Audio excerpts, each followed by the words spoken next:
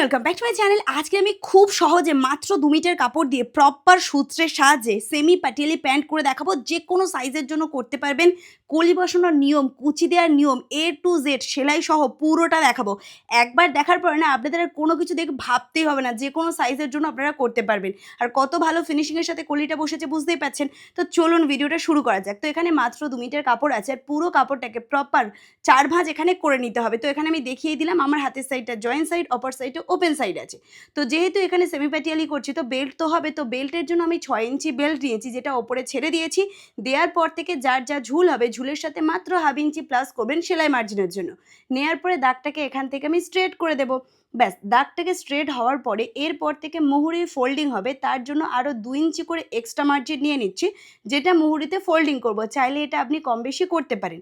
আর যতটুকু কাপড় আছে পুরো কাপড়টাকে নেব আর এই ধার থেকে নিতে হবে আসনের মেজারমেন্ট। আসনের মেজারমেন্টের জন্য যার যা হিপ পোর্শন আছে সেটাকে ৪ দিয়ে ভাগ করে ১ ইঞ্চি মাইনাস করে নেবেন। এটা কিন্তু সূত্র।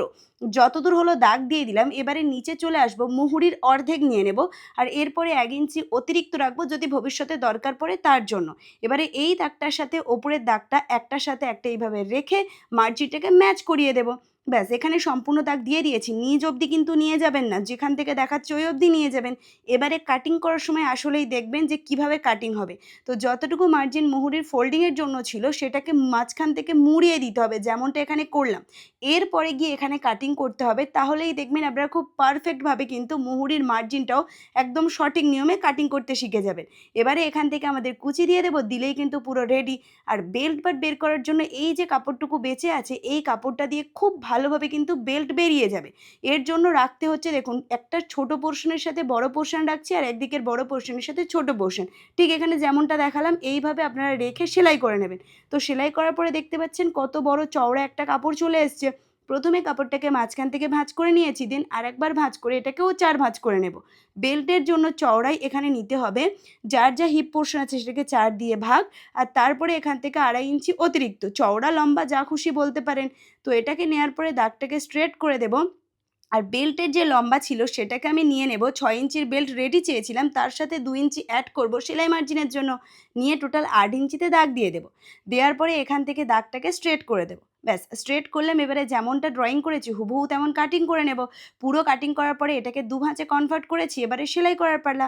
সেলাই করার জন্য প্রথমে ১/২ ইঞ্চি করে গ্যাপিং দিয়ে এক সাইডটা পুরোটা সেলাই করে নিতে হবে। আর অবশ্যই প্রত্যেকটা জায়গায় ডবল সেলাই কম্পালসারি করবেন। আর এই যে এখান থেকে ডবল ফোল্ড করে এর ওপর দিয়ে আরেকটা চাপ সেলাই করে দেবো, দিলে এখানে কোনো সুতো উঠবে না।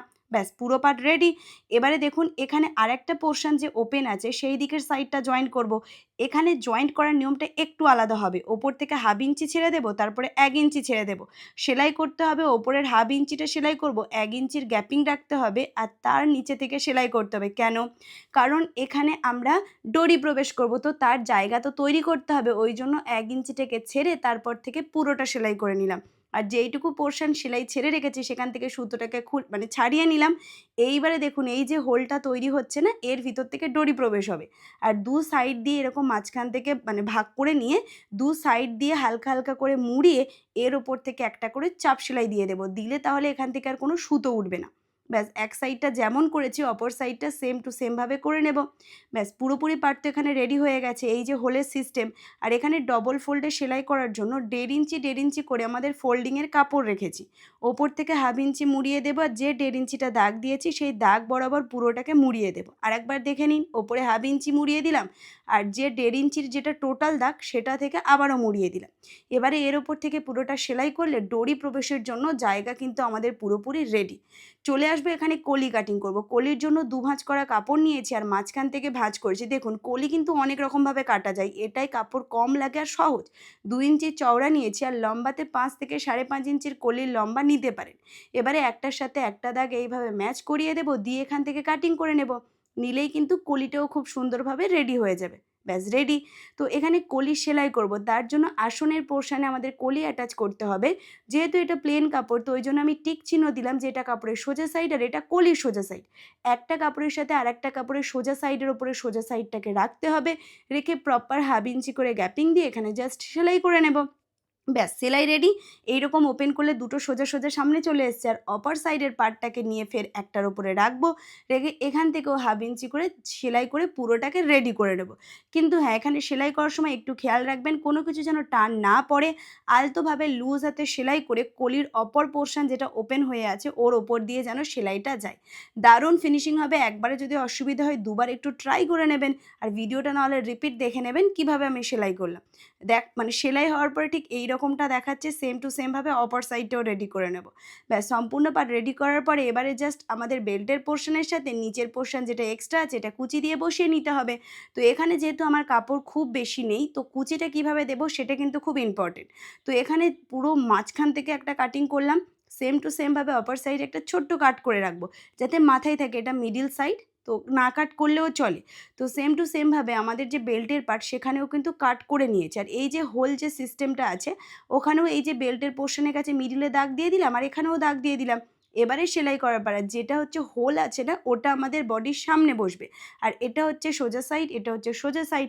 সোজার ওপরে সোজা পার্টটাকে একটার সাথে একটা রাখবো, রেখে এখানে পিন আপ করে দেবো। আর যতটা ঘেরের পার্টের এক্সট্রা কাপড় থাকবে সেটা পুরো কুচিটা আমাদের বডির সামনের দিকে রাখবেন। কারণ কাপড় যেহেতু কম পুরোটা তো কুচি দেওয়া সম্ভব হবে না। যতটুকুই কুচি হবে সেটা আমাদের বডির সামনের দিকে রাখবেন, পিছনে দেওয়ার দরকার নেই। আর এখানে চেষ্টা করবেন একটু চওড়া, চওড়া কুচি দেওয়ার। তো এখানে আমি ১ ইঞ্চি করে চওড়া দিয়েছি। যদি ১ এর থেকে একটু কম হয় আপনি কমও দিতে পারেন, বেশি হলে বেশিও দিতে পারেন। আর আপাতত এখন কুচির মুখগুলো আমার দিক বরাবর আছে। তো কুচি দেওয়ার সিস্টেমটা একটুখানি জেনে নিন। প্রথমে স্টার্টিং যখন করলাম আমার দিকে কুচির মুখ রেখেছি, আমি যেদিকে বসে, বসে সেলাই করছি। যতটুকু সম্ভব হয়েছে দিয়েছি, তারপরে অপর সাইডের সাথেও আমি পিন আপ করে রেখেছি আরেকটা যে আসনের পার্টের সাথে বেল্টের মিডল পার্ট। আর এখান থেকেই আমাদের সেলাইয়ের মুখ কিন্তু ঘুরে যাবে। এখানে অবশ্যই আপনাদের চেক করতে হবে যে প্রথমের কুচি কটা পড়েছে, সেই তত কটা কুচি কিন্তু অপর সাইডেও দিতে হবে। চাইলে এরকমভাবে মেপে, মেপেও করতে পারেন, তাতে ফিনিশিং খুবই ভালো আসবে। তো এখানে আমি দাগ দিয়ে রাখলাম যে এখান থেকে কুচি ফের স্টার্ট করব। তো যতটুকু আমাদের আছে সেটুকু প্লেন সেলাই করে নেব। ব্যাস এবারে কুচির মুখটা কিন্তু আমার অপোজিটে যাবে। তবেই কিন্তু প্রপার কুচিটা পাবেন। যখনই পাটিয়ালি, সেমি পাটিয়ালি যাই করুন কুচি কিন্তু মুখোমুখি আনতে গেলে ১ম স্টার্টিং নিজের দিক বরাবর রাখতে হবে আর দ্বিতীয় স্টার্টিং আপনার অপর দিক বরাবর রাখতে হবে। ব্যাস পুরোটা এখানে আমি সেলাই করে দিলাম। পুরোপুরি রেডি হওয়ার পর এটা দেখুন পুরো কুচির মুখ মুখোমুখি চলে এসছে। আর পিছনে একটাও কুচি কিন্তু আমি দিইনি। কারণ এখানে কাপড় কম, কাপড় বেশি হলে দিতে পারতেন পিছনে।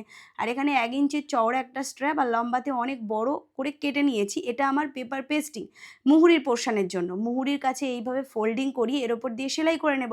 যদি কারোর কাছে এখানে পেপার পেস্টিং এর পরিবর্তে বক্রম থাকতো আপনারা বক্রম ইউজ করতে পারতেন। বক্রম ইউজ করলে আরও বেশি ভালো হবে। ব্যাস সেলাই হয়ে গেছে। এবারে এটাকে পুরোটা ফোল্ডিং করিয়ে দেব। দিয়ে এর ওপর থেকে আরও ২-৩ টে সেলাই দিয়ে দেব। চাইলে আপনারা ডিজাইন করতে পারেন। করলেই তো আমাদের পুরোপুরি সেমি পাটিয়ালি প্যান্ট খুব সুন্দরভাবে রেডি হয়ে যাবে। যেকোনো সাইজের জন্য করতে পারবেন। পুরো সূত্রের সাহায্যে দেখিয়েছি। ভিডিও ভালো লাগলে লাইক করতে হবে, চ্যানেলকে সাবস্ক্রাইব করতে একদমই ভুলবেন না। আর আপনারা কমেন্ট করে জানান কোন টপিকে ভিডিও দেখবেন।